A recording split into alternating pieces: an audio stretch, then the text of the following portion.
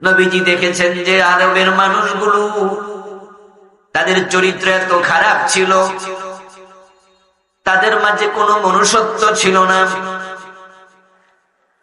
তারা এতটা নির্লজ্জ বেহায়া ছিল। তারা কাবার সামনে এসে নিজের পরনের কাপড় খুলে উলঙ্গ হয়ে কাবা তাওয়াফ করত। নারী পুরুষ সকলেই। নবীজির বয়স 37, কোন কোন বর্ণনা পাওয়া যায় 35। মক্কার কাফেররা কাবার দেয়াল ভেঙে গেছে, তাই তারা পুনর্নির্মাণ করবে, নতুন করে বানাবে।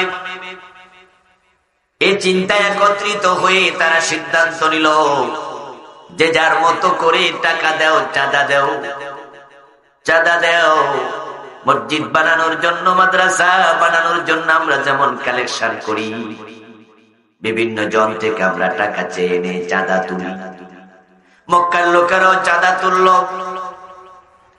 ইট পাথর কিনা হলো। এখন পাথরগুলো বিভিন্ন জায়গা থেকে আনতে হবে। নবীজির চাচা হযরত আব্বাস ইবনে আব্দুল মুত্তালিব রাদিয়াল্লাহু তাআলা আনহু, তিনি নবীজিকে বললেন, চলো আমরা কাবা বানানোর কাজে সাহায্য করি। আব্বাস রাদিয়াল্লাহু তাআলা আনহু প্রিয় নবীর বয়সে 2 বছরের বড় ছিলেন।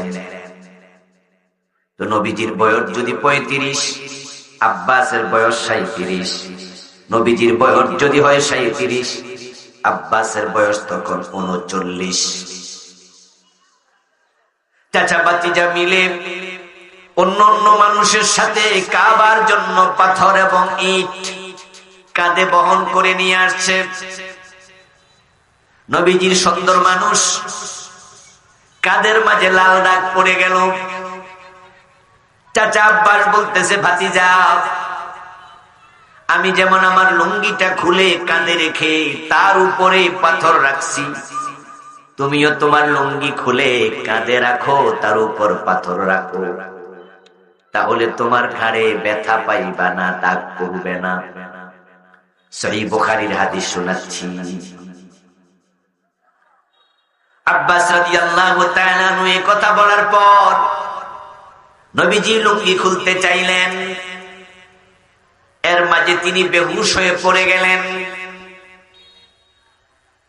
দেখেন লক্ষ্য করে, আব্বাসের বয়স 37 অথবা 39।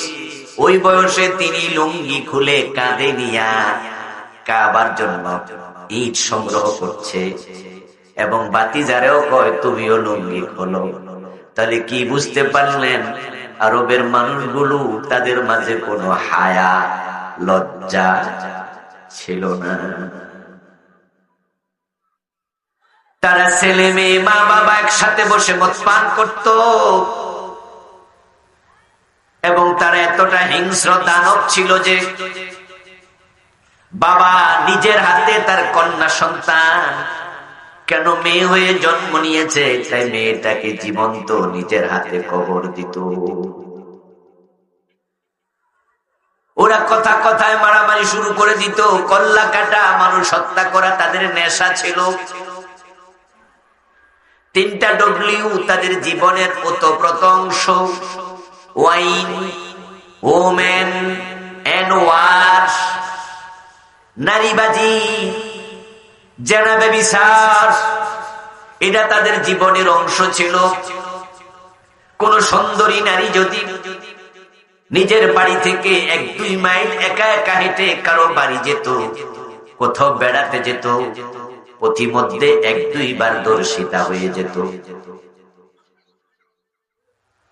আমাদের দেশের কিছু মানুষ বিড়ি খায়, তারা যদি রাস্তায় একটু হাঁটে, দেখবেন 10 মিনিট পর পর নতুন বিড়ি ধরা। রাস্তায় হেঁটে হেঁটে বিড়ি খায়, এটা অন্যরাও দেখে। এটা যেমন কেউ মাইন্ড করে না, যে খায় সেও কিছু মনে করে না, আর যে দেখে সেও কিছু মনে করে না।